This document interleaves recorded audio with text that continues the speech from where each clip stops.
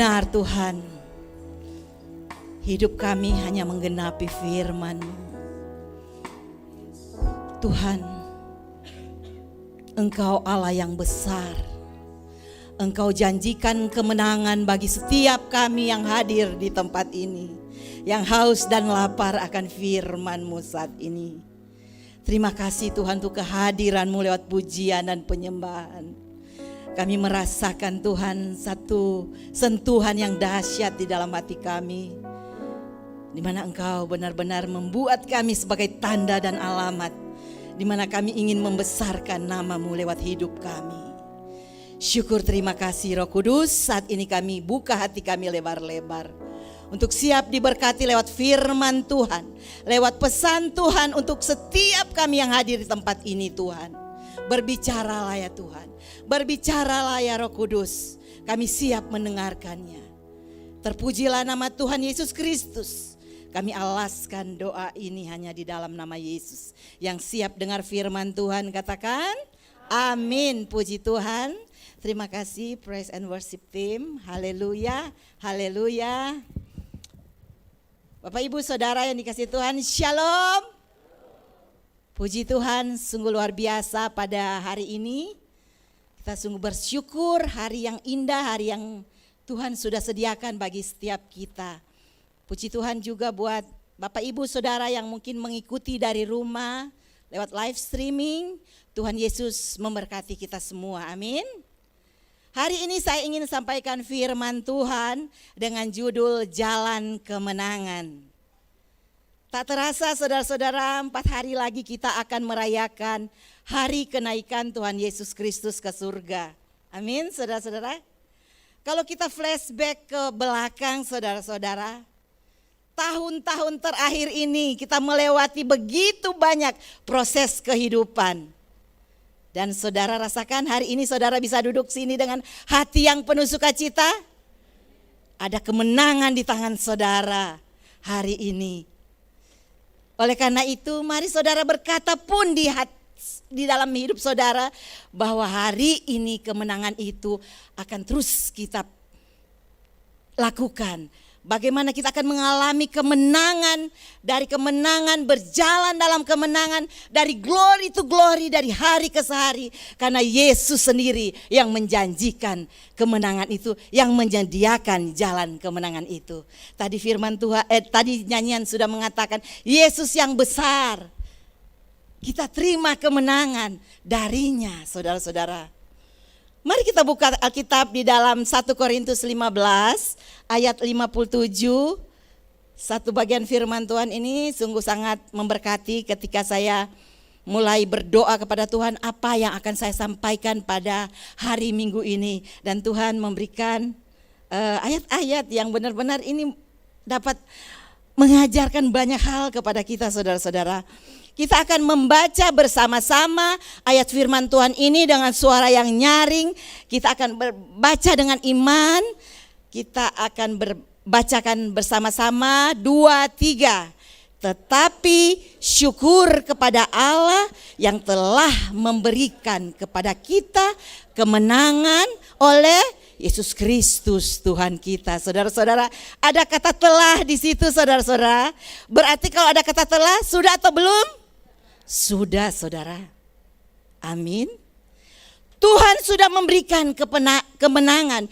Dikatakan tetapi syukur kepada Allah yang telah memberikan kepada kita kemenangan di dalam siapa? Oleh siapa? Di dalam Yesus Kristus Tuhan kita. Jadi kemenangan itu telah Tuhan berikan bagi saya, bagi saudara. Dan kapan kemenangan itu Tuhan berikan saudara-saudara sekalian? Saat dia mati di kayu salib. Dan pada hari yang ketiga dia bangkit saudara. Kita sudah rayakan Paskah di 34 hari yang lalu. Dengan sukacita kita bersorak-sorai merayakan Paskah, merayakan hari kebangkitannya. Disitulah kita merasakan ketika Yesus membela kita di atas kayu salib. Dia bangkit, dia hidup dan membuktikan bahwa kemenangan itu ada di dalam Yesus Kristus. Siapa yang percaya bahwa kemenangan itu ada dalam Yesus Kristus? Beri kemuliaan bagi nama Tuhan. Saudara-saudara yang dikasihi Tuhan, ada satu ayat lagi yang lebih lagi kita akan baca. Mari kita baca di dalam 2 Korintus 2 ayat 14a, saudara-saudara. Kita baca lagi dengan suara keras, dengan iman, sehingga iman kita bangkit. Oke, 2, 3. Tetapi syukur bagi Allah yang dalam Kristus selalu membawa kami di dalam jalan kemenangan. Membawa kami, saudara. Kalau di dalam 1 Korintus tadi 15 ayat 57 berkata telah, berarti kita sudah dapatkan lewat Kristus, memberikan kemenangan kepada kita. Tetapi di dalam 2 Korintus 2 ayat 14a ini mengatakan selalu membawa kami di jalan kemenangannya, saudara-saudara. Bukan kadang-kadang, dikatakan selalu. Setiap saat. Ketika kita berjalan, ketika kita bekerja, ketika kita melakukan apapun, ketika kita berdiri sini mengangkat pujian, Dia selalu memberikan kemenangan. Selalu, always. Saudara-saudara, apapun yang kita kerjakan, apapun yang kita perbuat, firman Tuhan berkata selalu membawa kami di jalan kemenangan. Hari ini, besok, minggu depan, bulan depan, sepanjang tahun. Ada apa di situ? Selalu membawa kemenangan. Yang membawa kemenangan siapa? Yesus. Untuk siapa? Untuk orang-orang yang percaya kepadanya. Amin. Yuk sekali lagi kita akan baca ayat ini, ayat-ayat yang luar biasa. Kata kami, gantikan nama saudara. Baca dengan kuat. Yang saya percaya firman Tuhan berkata kalau yang kamu ucapkan di hadirat Tuhan, demikianlah Tuhan akan melakukannya untuk kamu. Nah mari ganti kata kami itu dengan Anneke atau dengan Harrison atau Bapak Jimmy atau Bapak Ibu Ira. Mari kita gantikan dengan nama kita dengan iman. Kita katakan yuk 2, 3. Tetapi syukur bagi Allah yang dalam Kristus selalu membawa Anneke di jalan kemenangannya. Beri kemuliaan bagi nama Tuhan. Saudara yakin? Sekali lagi saudara, ganti kata kami dengan keluargaku. Ganti kata kami dengan keluargaku. Karena di dalam keluargaku, di dalam keluarga kita akan bertumbuh bersama-sama. Kita akan lebih mengenal Tuhan lewat keluarga yang kita hidupi sekarang, saudara. Mari kita ucapkan, ketika kita mengucapkan di hadapan Tuhan, itu akan terjadi kemenangan yang akan kita declare di hadapan Tuhan. Amin, saudara-saudara. 2, 3. Tetapi syukur bagi Allah yang dalam Kristus selalu membawa keluargaku di jalan kemenangannya. Beri kemuliaan bagi nama Tuhan Yesus Kristus. Jadi di sini jangan ada keluarga-keluarga yang merasa ditinggalkan. Jangan ada keluarga-keluarga yang merasa ditolak. Jangan, Tuhan sudah memberikan kemenangan kepada saudara dan saya. Kenapa dikatakan di jalan kemenangannya? Tidak dikatakan di jalan kemenanganku, di jalan kemenangan Bapak Ibu. Tidak, karena apa? Kita masih manusia biasa. Kita masih banyak kelemahan. Kita masih banyak kekurangan. Kita banyak kadang-kala jatuh bangun melakukan firman Tuhan ini, tetapi tetap ada kemenangan yang dijanjikan Tuhan. Ada jalan yang harus kita jalankan. Oleh karena itu dikatakan jalan kemenangannya, kemenangan oleh Yesus Kristus. Jadi prinsip ini yang harus kita tetap ada di dalam hati dan pikiran kita. Ketika Yesus sudah mati di kayu salib, Dia sudah menanggung setiap dosa kita. Kita sudah ditebus dengan darah yang mahal. Dan Dia bangkit kembali, ada hidup di situ, saudara. Keluarga kita hidup, hidup kita hidup, pekerjaan kita hidup. Oleh karena ada jalan kemenangan yang sudah dibuka oleh Yesus Kristus. yang melakukan kehendak Bapa sampai titik darah penghabisan, saudara-saudara. Haleluya.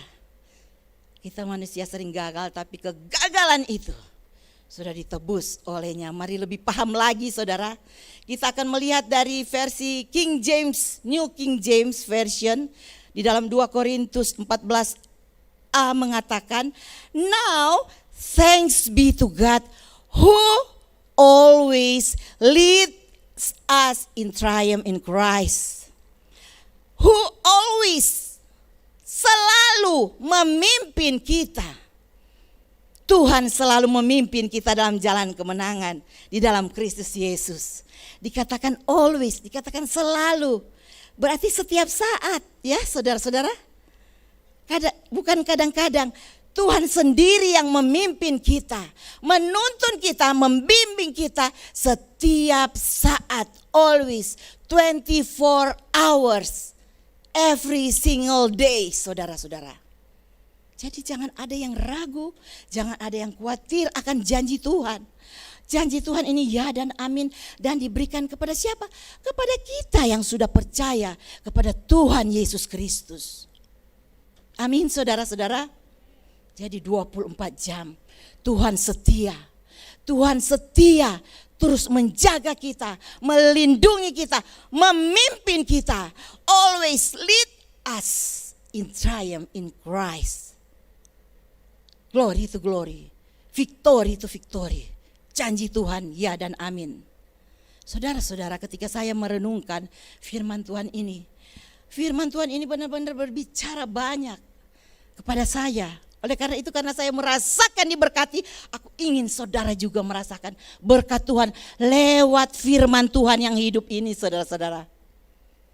Lalu kenapa, pertanyaannya sekarang, kenapa banyak orang mengalami kegagalan, mengalami kekalahan, tidak menang hidupnya, jatuh bangun hidupnya, selalu mengalami kelelahan, kecapean dalam pengiringan akan Tuhan? Ayat ini sudah menyingkapkannya bahwa to God who always lead us, selalu memimpin kita. Ternyata sekalipun kita sudah di dalam Tuhan, kadangkala kita tidak membiarkan, kita tidak mengizinkan Tuhan memimpin perjalanan hidup kita. Ya atau tidak? Sering ya. Ternyata kita mengalami kekalahan dalam hidup kita, kegagalan dalam rumah tangga kita. Karena kita mencoba-coba berjalan lewat pengalaman-pengalaman kita masa lalu. Lewat prestasi-prestasi yang sudah kita dapatkan masa lalu. Lewat kebanggaan-kebanggaan yang ada pada kita sampai saat ini. Kita tidak mengizinkan Tuhan terus memimpin kita. Katanya selalu baru setiap hari. Rahmatnya selalu baru setiap hari. Dan baru inilah yang Dia pimpin untuk saudara dan saya. Jangan sampai kita menjadi orang-orang Kristen yang kelelahan. Jangan sampai kita menjadi orang-orang Kristen yang benar-benar kalah. Dikatakan biarlah Tuhan memimpin hidup kita. Kita izinkan Roh Kudus, Roh penolong, Roh yang akan menerangi langkah-langkah hidup kita. Ketika kita mendidik anak, apakah kita izinkan Roh Kudus memimpin setiap keputusan kita mendidik anak? Ketika dia mencari sekolah, ketika dia akan mencari pasangan hidup, apa kita mengarahkan dia untuk mengikuti pimpinan Tuhan, untuk memberi keputusan? Ketika kita membuka toko, ketika kita membuka warung kopi kita atau pekerjaan kita memulai hari-hari kita, apakah kita membiarkan Roh Kudus selalu lead us untuk kepada triumph in Christ? Atau kita mengandalkan kekuatan kita sendiri? Berdasarkan pengalaman, kalau aku lakukan ini, kalau aku buat keputusan ini, pasti beres. Tidak, saudara. Dikatakan rahmatnya selalu baru setiap pagi. Oleh karena itu mintalah rahmat itu selalu setiap hari Dia tuntun kita ke dalam jalan-jalan kemenangan di dalam Yesus Kristus. Tuhan yang akan lead kita, Tuhan yang akan memimpin kita ke depan, saudara-saudara. Hari ini ketika kita mendengarkan akan firman Tuhan, mari kita buka hati kita selebar-lebarnya dengan hati yang lembut. Tundukkan pikiran kita kepada Tuhan. Katakan, Tuhan, pimpin hidupku mulai sekarang. Karena kadang-kala aku lelah, aku capek menghadapi anak-anak, aku capek menghadapi suami, aku capek menghadapi mertua. Tapi Tuhan ubah saya untuk dapat melihat pimpinan-Mu yang dahsyat itu yang membawa ke dalam jalan-jalan kemenangan. Amin, saudara. Jadi saudara, ini sudah jelas firman Tuhan. 2 kali dikasih contoh. Dia sudah, berarti kita sudah terima, saudara. Ketika kita terima Yesus, dia telah memberikan. Dan dia selalu menyertai kita. Kita sudah terima. Jadi ketika kita lagi duduk, kita lelah, kita capek menghadapi keluarga yang seperti ini, berantakan seperti ini. Anak-anak, coba duduk diam. Dan mulai memikirkan, kita sudah terima, mengapa kita ragukan lagi? Jangan skeptis, saudara-saudara. Jangan meragukan janji Tuhan ini, saudara. Jangan meragukan kemenangan yang sudah kita terima. Karena kita menyembah Allah yang besar. Tuhan yang dahsyat. Tuhan yang selalu memberikan kemenangan kepada kita. Amin, saudara-saudara. Dari pembacaan firman Tuhan ini ada dua hal penting, saudara-saudara, yang kita pelajari. Ada 2 hal penting yang kita pelajari. Hal penting pertama adalah Kristus yang menyertai kita. Dia adalah Allah pemenang. Kita sering menyanyi, Allah bangkit, Allah menang, Allah kuat, Allah menyertai kita. Tetapi kenapa kita enggak menghidupi kata-kata ini? Roh Kudus, saya bacakan lagi ini, dikatakan demikian, tetapi syukur. Dikatakan tetapi syukur bagi Allah yang telah dalam Kristus selalu membawa kami di jalan kemenangannya. Dengan perantaran kami, Ia menyebarkan keharuman, pengenalan akan Dia di mana-mana.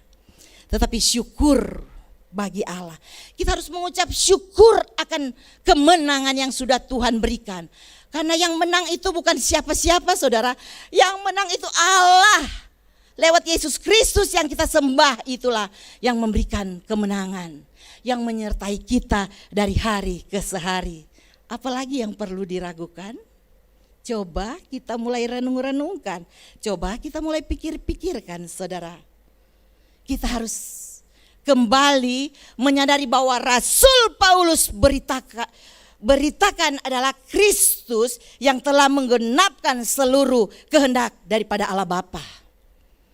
Kristus diberitakan oleh Rasul Paulus ini adalah Kristus yang menggenapi seluruh nubuatan dari apa yang dinubuatkan oleh para nabi. Tergenapi, saudara-saudara.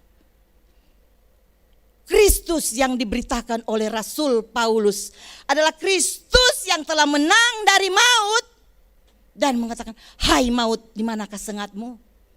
Maut sudah tidak ada sengat. Karena apa? Allah sudah menang di atas kayu salib. Kita tidak perlu ragukan itu, saudara-saudara. Artinya Rasul Paulus memiliki pengenalan yang sangat dalam akan Kristus yang dilayaninya. Setiap minggu kita melayani Tuhan, apakah kita sudah mengenal Yesus Kristus yang kita layani itu? Rasul Paulus memberi contoh banyak di Alkitab bahwa dia mengenal Kristus yang dia percayainya. Itu sebabnya saudara-saudara yang dikasihi Tuhan, tidak heran saudara-saudara jika dalam kehidupan Rasul Paulus kita melihat dia adalah sosok yang tangguh, yang tidak punya rasa takut, saudara, dalam menghadapi tantangan apapun. Mau digigit ular pun, atau mau apapun, di penjara yang terdalam, tidak ada sedikit pun tersirat atau tertulis bahwa dia menyerah atau dia bersungut-sungut, saudara. Tantangan, kesukaran yang harus dihadapinya pada saat dia memberitakan Injil, itu yang akan membuat kita juga, kenapa Paulus bisa, kita nggak bisa, sedangkan kemenangan itu sudah diberikan kepada kita. Pilihan ada di tangan kita, saudara-saudara. Kita tahu Rasul Paulus ini dia mengalami banyak aniaya, saudara-saudara. Dia berulang kali harus didera, harus masuk penjara, saudara-saudara. Karena apa? Karena memberitakan Injil ini, saudara. Memberitakan tentang Yesus yang sudah menang di atas kayu salib. Didera dia, saudara. Kita baru ditegur sedikit atau baru disindir sedikit, udah lembek. Kita udah nggak mau melayani lagi. Tetapi tidak dengan Paulus, saudara. Jadi apapun yang terjadi ketika kita melayani Tuhan, ketika kita menyebarkan keharuman Yesus di mana-mana, percayalah, tidak akan melemahkan iman percaya kita kalau kita terus pandang kepada Kristus yang menyertai kita adalah Allah pemenang. Ini prinsip, saudara-saudara. Jadi keyakinan yang sangat kuat bahwa Kristus yang telah mati dan bangkit dari kematian adalah Allah yang telah memenangkan pertempuran yang paling besar yang ada di dalam alam semesta ini. Semua berita yang disampaikan harus tentang Kristus yang sudah menang. Saudara-saudara sekalian, kebangkitannya dia mengalahkan musuh yang paling besar, yaitu si jahat itu, si iblis, ular tua itu sudah kalah, saudara. Jangan takut, haleluya. Sehingga setiap kita percaya pada Kristus. Saya percaya semua kita ini orang-orang yang sudah terima Yesus, sudah percaya Yesus. Jadi kita akan alami hidup kemenangan itu. Kita akan mengalami jalan kemenangan itu dari hari ke hari. Saudara, keyakinan yang kokoh yang dilakukan oleh Paulus ini patut kita hargai. Dan kalau kita membaca firman Tuhan ini kita bisa bergetar, saudara. Kita bisa benar-benar, kenapa dia bisa seperti ini ya? Kenapa dia bisa sekokoh ini ya? Kenapa saya selembek ini ya? Saudara, Paulus juga manusia biasa. Tetapi dia mengerti rahasia ini, saudara.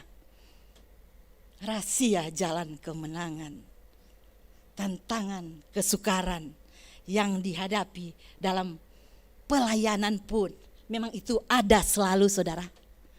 Ketika saya mulai memutuskan untuk melayani Tuhan full time, bukan 1-2 kali tantangan yang kami hadapi.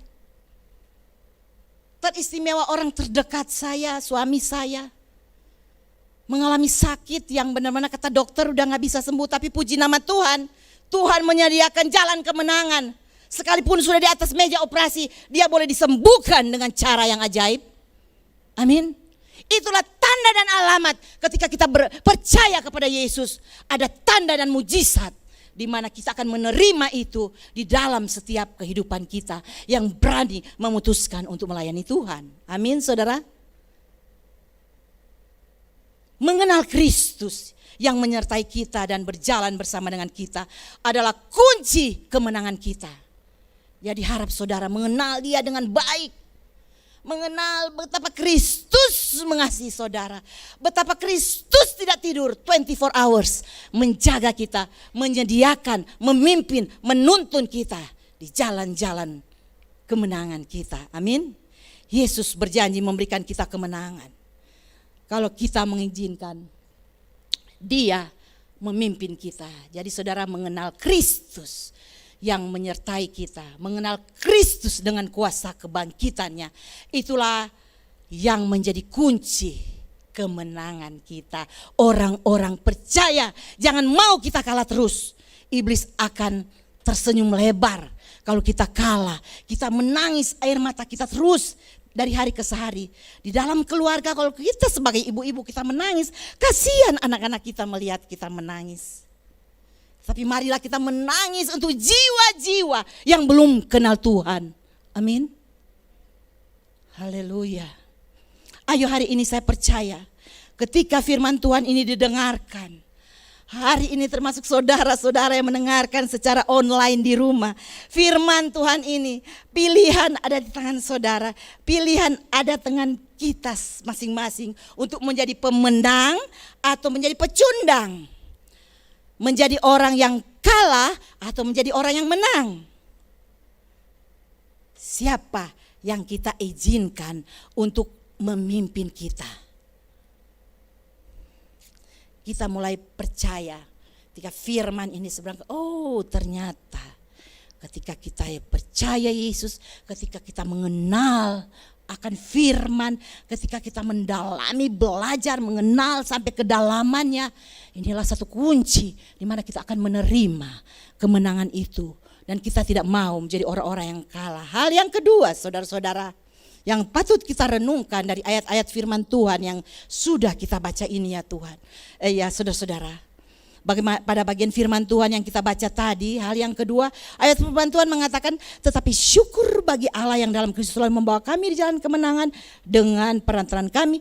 Ia menyebarkan keharuman pengenalan akan Dia di mana-mana. Saudara sekalian, ketika kita bersaksi tentang Yesus, kita berbicara tentang Injil kebenaran itu, kita sedang menyebarkan keharuman Kristus. Tanpa kita bicara pun orang bisa lihat. Orang bisa mencium keharuman Kristus lewat keberadaan hidup yang ada di dalam Kristus dan Kristus di dalam kita. Amin, saudara-saudara. Hal yang kedua, kita harus percaya bahwa yang memenangkan peperangan kelemahan-kelemahan kita setiap hari, masalah, persoalan, pergumulan yang sedang kita alami itu, sebenarnya Kristus sudah memenangkan, saudara. Tinggal kita langkah, tinggal kita membuat action, tinggal kita melakukan apa yang kita percaya ini, saudara-saudara. Bahwa hanya Yesus yang memberikan kita kekuatan untuk menghadapi setiap persoalan yang sedang kita hadapi. Dengan apa? Mulai berdoa, minta hikmat sama Tuhan. Baca firman, petunjuk-petunjuk, baca buku manual di mana mungkin kita sedang ada perlu diperbaiki di areal ini, perlu kita ditingkatkan di areal ini. Mari kita mulai belajar mengenal Yesus yang memberi kemenangan. Jadi hal yang kedua, kita harus juga menyadari bahwa kemenangan yang kita alami dalam Kristus itu bukanlah karena kehebatan kita, saudara-saudara. Kita harus menyadari, selalu menyadari itu, saudara-saudara. Kenapa kita harus selalu menyadari bahwa kemenangan-kemenangan yang kita terima hari ini bukan karena kita seseorang yang benar-benar berpengaruh, bukan karena kita hebat, bukan karena kita punya ini punya itu, atau bukan karena kita memiliki suatu potensi itu pun diberikan ke Tuhan, diberikan Roh Kudus untuk kita pakai untuk meraih kemenangan itu. Potensi yang sudah Tuhan berikan, mari kita munculkan, saudara-saudara, untuk benar-benar menyebarkan keharuman Kristus yang ada di dalam hidup setiap orang-orang percaya. Amin. Kenapa kita harus perlu menyadari ini, bahwa bukan karena kehebatan kita mendapat kemenangan itu. Supaya kita di dalam diri setiap kita tumbuh satu kerendahan hati untuk mau selalu bergantung kepada Tuhan Yesus Kristus yang selalu memimpin kita. Ada kerendahan hati, ada pengakuan bahwa hanya Tuhan Yesus yang akan mengatur, melits kita, memimpin kita untuk melakukan ini itu apabila kita selalu mengandalkan Dia. Jangan mengandalkan kekuatan manusia. Kekuatan kita tidak seberapa. Kekuatan manusia itu banyak kekurangannya, saudara-saudara.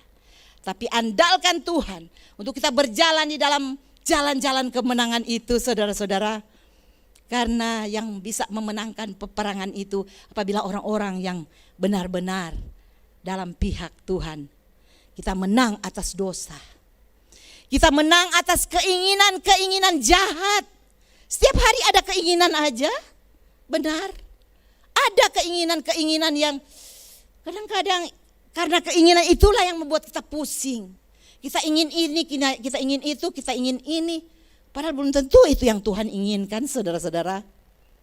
Jadi mari kita menang atas dosa. Menang atas keinginan yang jahat yang mungkin timbul di dalam hati. Yang iblis coba-coba menawarkan, dunia coba-coba menawarkan keinginan-keinginan itu agar kita selalu kalah, kita akan lemah dan kita mulai berpaling dari jalan-jalan yang Tuhan sudah sediakan. Nanti ujung-ujungnya kita capek sendiri. kalau kita mengandalkan kekuatan kita, mengandalkan kehebatan kita. Tapi yang kedua ini berarti hanya Yesus yang hebat. Hanya Yesus yang akan memimpin kita dengan kehebatannya, dengan kebesarannya. Bukan kita.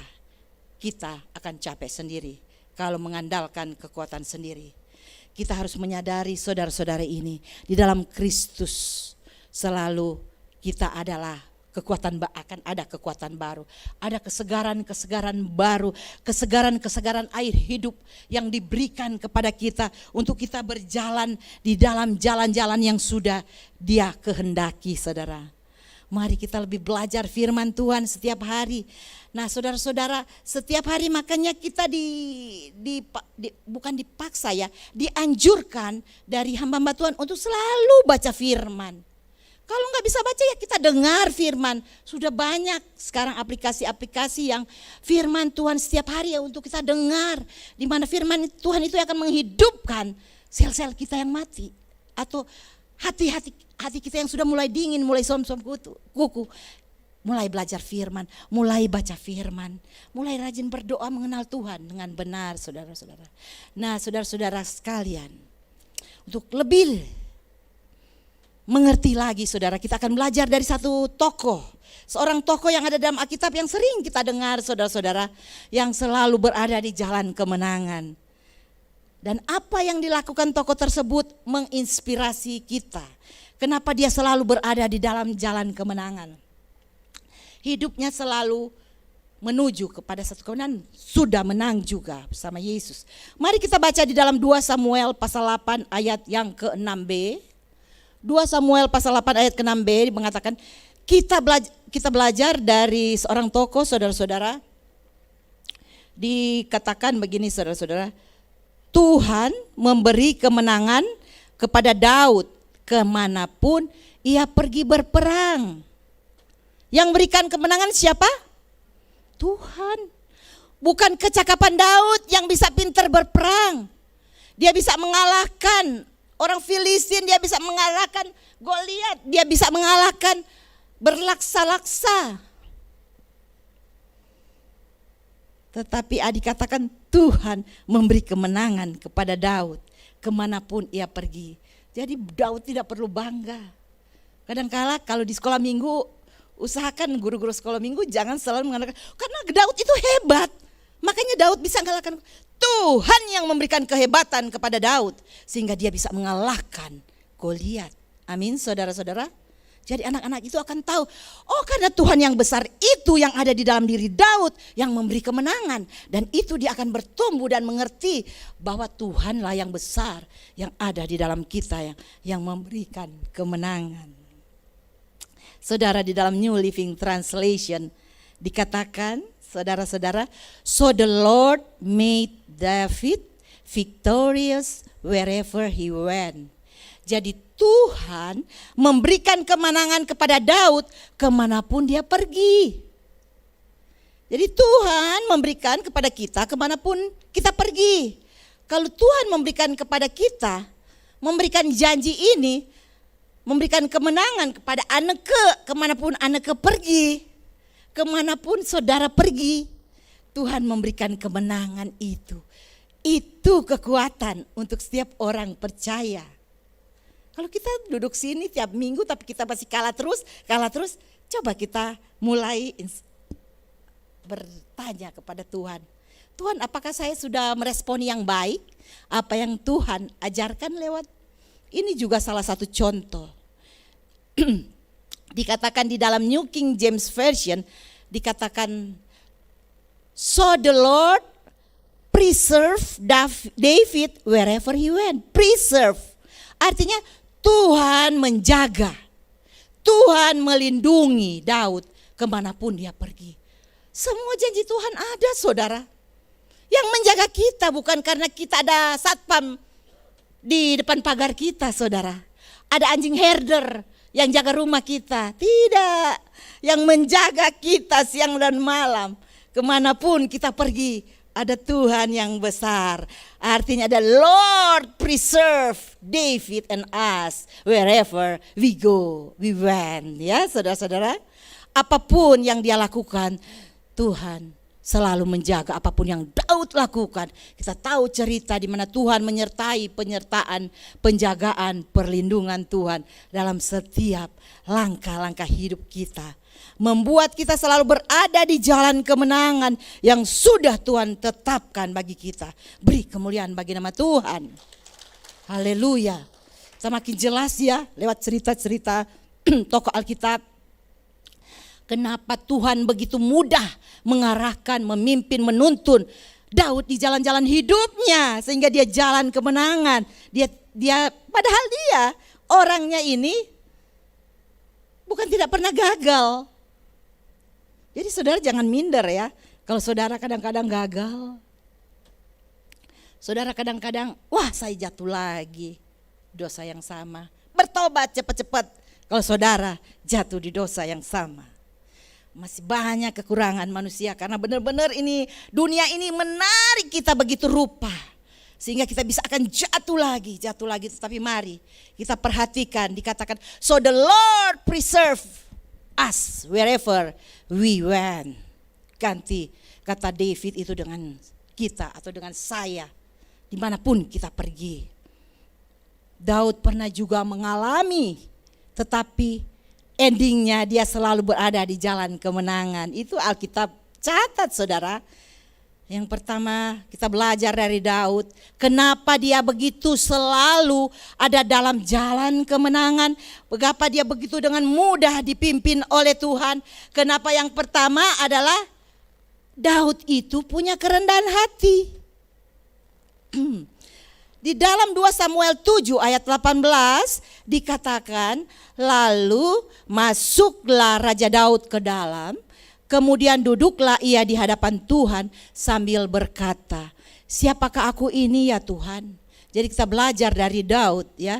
Dia mengatakan siapakah aku ini ya Tuhan Allah dan siapakah keluargaku sehingga engkau membawa aku sampai sedemikian ini saudara.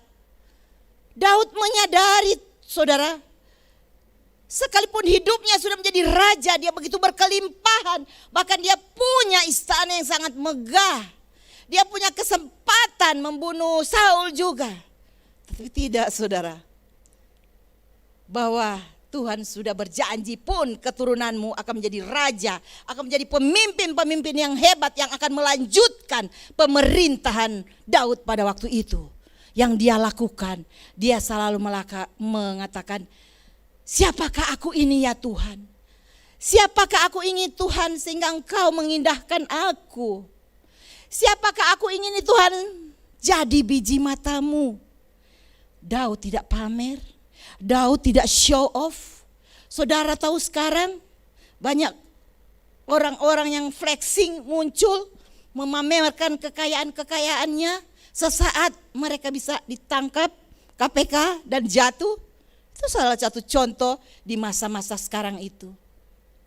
Flexing, kata-kata baru, di mana memamerkan itu suatu penyakit psikologis, di mana orang-orang mulai memamerkan kehebatannya, memamerkan apa yang dia punya. Tetapi Daud sudah menjadi raja, dia punya kerendahan hati, sehingga Tuhan mengindahkan hal ini. Siapakah aku ini Tuhan? Aku ini orang gagal. Dia pernah berkata begitu, aku ini berdosa, minta ampun atas dosa-dosa yang pernah dia lakukan. Dia selalu bergantung kepada Tuhan. Itulah satu kerendahan hati di mana kita selalu bergantung kepada Tuhan. Mazmur 119 ayat 164 berkata, 7 kali dalam sehari aku memuji-muji engkau. Karena hukum-hukummu yang adil. Daud menyadari ini. Bayangkan 7 kali sehari dia memuji-muji Tuhan. Kita berapa kali sehari kita datang di hadirat Tuhan?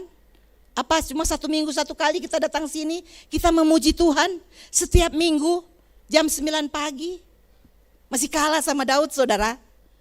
Daud dikatakan setiap hari memuji-muji Tuhan. Itu salah satu kerendahan hati. Seorang raja bisa datang mengandalkan Tuhan bahwa pujilah Tuhan hai jiwaku, pujilah namanya yang kudus hai segenap batinku. Pujilah Tuhan hai jiwaku, engkaulah yang menebus aku dari lubang kubur. Saudara, Daud tiap hari mengakui itu di hadapan Tuhan. Coba kita mulai melakukan itu.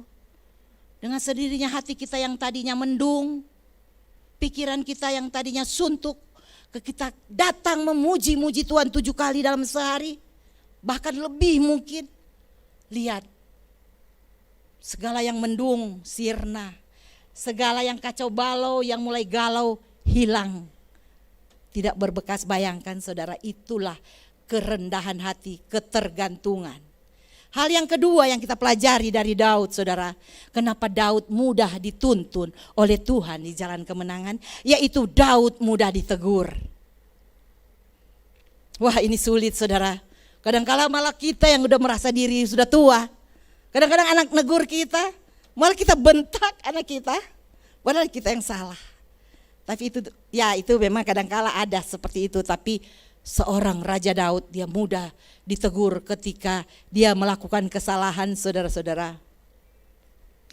Saudara sekalian, ketika Daud melakukan kesalahan, saudara-saudara, ketika dia berbuat dosa dengan Betseba, dia menutupi begitu rapi.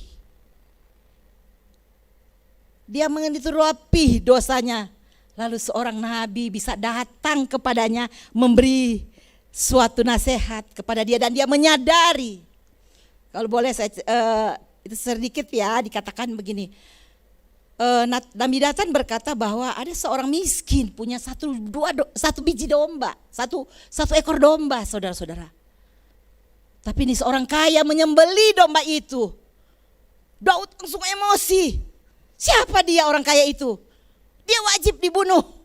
Dan Nabi Nathan bilang, kamu itu yang sudah melakukan dosa terhadap anak buahmu.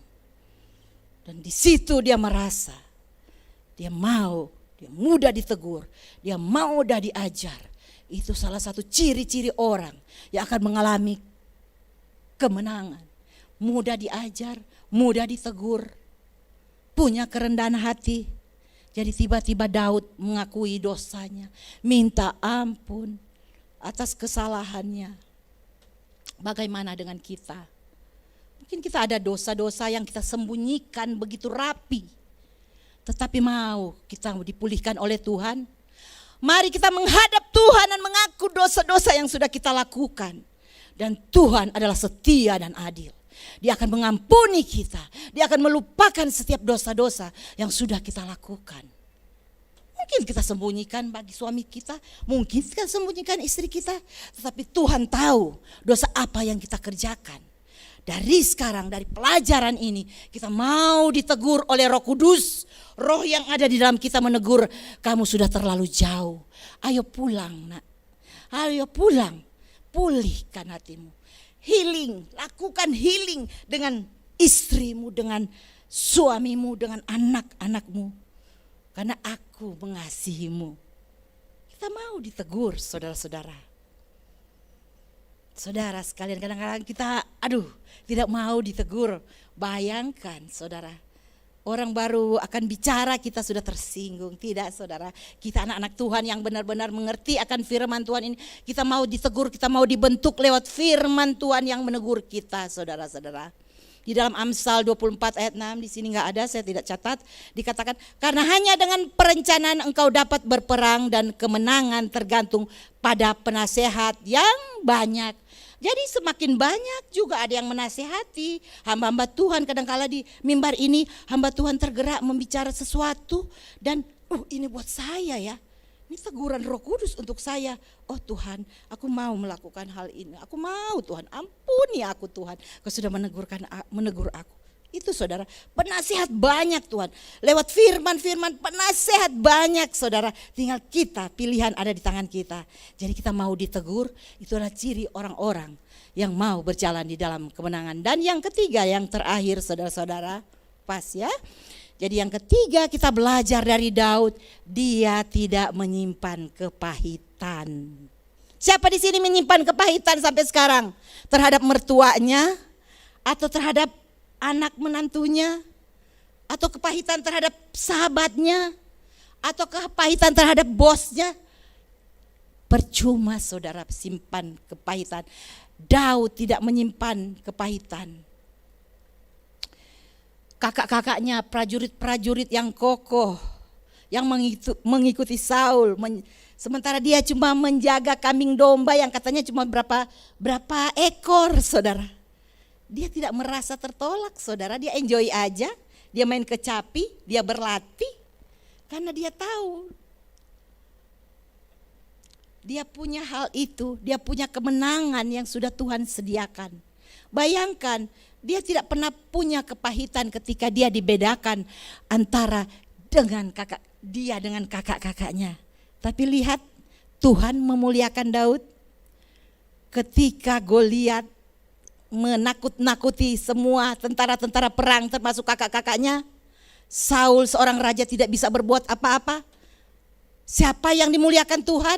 Siapa yang dimunculkan Tuhan? Seorang Daud yang punya kekuatan spirit dari Allah yang melakukan dan menghancurkan Goliat. Itu tandanya masalah sebesar apapun, kalau kita ada berjalan di dalam jalan-jalan Tuhan, kita pasti dapat mengalahkannya. Bersama Yesus kita cakap melakukan segala perkara. Amin. Saudara sekalian, jangan sakit hati apapun yang terjadi ya. Cuma sampai di kulit kok. Siapapun mau bikin sakit hati kita, anggaplah cuma sampai di kulit, gak sampai ke dalam jiwa kita, roh kita. Tidak, saudara. Karena kita sudah milik Kristus, tidak akan kena itu, saudara. Mungkin kita sering merasa tertolak, kita sering tidak diperhitungkan, mengalami KDRT lewat perkataan, lewat deraan. Itu tidak akan mempan. Kita jangan simpan kepahitan itu. Jangan biarkan kita pulang dari tempat ini, saudara. Sudah mendengar firman Tuhan yang sudah mengajarkan kita, sudah menyatakan kesalahan kita, sudah memperbaiki kelakuan kita, dan sudah mendidik kita ke dalam kebenaran-kebenaran yang tadi ada beberapa poin yang kita terima. Jangan biarkan kita pulang dari tempat ini. Mari kita bereskan. Jangan ada kepahitan hati yang kita simpan. Pulang kalau kita ingat kita pernah pahit kepada seseorang, mari kita berdoa minta kekuatan Tuhan. Untuk Tuhan, saya ingin mengampuni orang ini. Buat satu cara Tuhan untuk pertemukan dengan dia. Dan itu terjadi. Karena apa? Kita minta kepada Sang Sumber pertolongan, Sang Sumber Raja Damai itu. Dia akan mendamaikan kita sehingga tidak ada kepahitan sedikit pun dalam hati kita, sehingga kita masuk ke dalam jalan kemenangan. Sebentar lagi kita akan mengikuti perjamuan kudus. Ini satu peringatan setiap hari di mana kemenangan demi kemenangan sudah kita terima. Kita peringati selalu. Mari kita imani setiap roti, setiap darah yang kita terima, di mana Tuhan sendiri yang sudah memberi kemenangan kepada saudara dan saya. Dan dari sekarang kita akan menjalani jalan kemenangan itu dengan kemenangan yang diberikan oleh Tuhan buat kita semua. Amin. Terimalah perjamuan kudus sebentar yang akan kita terima ini dengan ucapan syukur bahwa Tuhan telah memberi kemenangan kepada kita. Tuhan selalu menyertai kita. Tuhan sudah menang agar supaya kita selalu terbebas dari dosa-dosa. Seperti kita harus ditegur, seperti kita harus terus rendah hati, seperti kita harus terus jangan simpan kepahitan. Biar dari darah dan anggur ini dapat menyucikan segala dosa-dosa yang selama ini kita simpan secara baik-baik. Tidak ada seorang pun yang tahu. Biarlah Roh Kudus menegur sekarang. Dan lewat anggur dan roti ini menyatakan bahwa engkau sudah ada di dalam jalan kebenangan. Mari rayakan itu lewat perjamuan kudus. Amin. Mari kita tundukkan kepala. Haleluya. Terima kasih Tuhan. Terima kasih Roh Kudus untuk kebenaran firman-Mu yang menyadarkan kami bahwa sampai dengan saat ini kami sudah terima kemenangan itu. Kami telah diberikan kesanggupan untuk terima kemenangan itu. Terima kasih Engkau Allah yang setia. Engkau Allah yang besar. Allah yang selalu menuntun kita ke dalam jalan-jalan kebenaran dan hidup. Biarlah seterusnya kami pulang dari tempat ini, kami boleh terus menjadi orang-orang yang menang, orang-orang yang berjalan di dalam janji-janji Tuhan yang memperoleh kemenangan bersama dengan Yesus. Terima kasih Roh Kudus, terima kasih Tuhan. Hamba sudah selesaikan menyampaikan apa yang menjadi pesan Tuhan. Biar kami boleh menangkapnya dengan iman dan kami boleh bertumbuh mengenal Engkau lebih, karena itulah kunci kemenangan. Ketika kami mengenal Yesus dengan segala kuasa kebangkitannya, sudah memenangkan kami semua. Terima kasih Tuhan Yesus, terima kasih. Hanya di dalam nama Yesus kami alaskan doa ini. Yang sudah terima firman Tuhan dengan iman katakan amin. Puji Tuhan.